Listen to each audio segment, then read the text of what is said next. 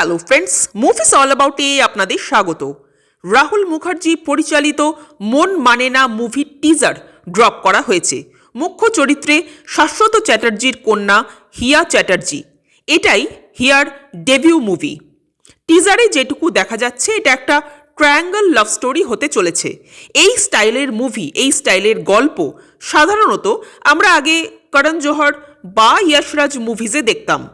So এই স্টাইলটা আমাদের কাছে খুব চেনা, নতুনত্ব কিচ্ছু নেই। এটা অনেকটা ওই নতুন বোতলে পুরনো মদ টাইপের ব্যাপার। ওল্ড স্কুল লাভ স্টোরিকেই জেনজি স্টাইলে দেখানো হয়েছে, কিন্তু গল্পটাকে যে ট্রিটমেন্টটা দেওয়া হয়েছে সেটার মধ্যে একটা ফ্রেশনেস আছে।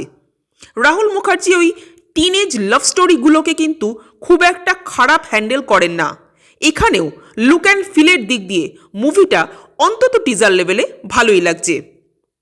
অভিনয় নিয়ে এখনই কিছু বলার নেই, বলাটা ঠিকও হবে না, কারণ টিজারে এমন কিছু দেখানো হয়ওনি যার জন্য অভিনয় নিয়ে আলোচনা করা যেতে পারে।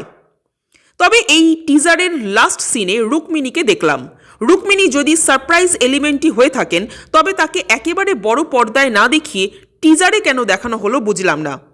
আরেকটা জিনিস খুবই আশ্চর্যের, শাশ্বত চ্যাটার্জির মতো এত বড় একজন স্টারের মেয়ের ডেবিউ হচ্ছে, অথচ সেভাবে কোনো প্রচার নেই, কোনো প্রমোশন নেই।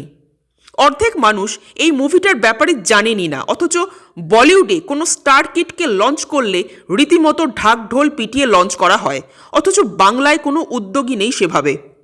যাই হোক, ওভারঅল এই টিজারটা আমার অন্তত খারাপ লাগলো না। আপনারা যারা দেখেছেন তাদের কেমন লেগেছে কমেন্ট করে জানাবেন, আর আমাদের ভিডিও ভালো লেগে থাকলে প্লিজ লাইক, শেয়ার, সাবস্ক্রাইব করতে ভুলবেন না। Thank you.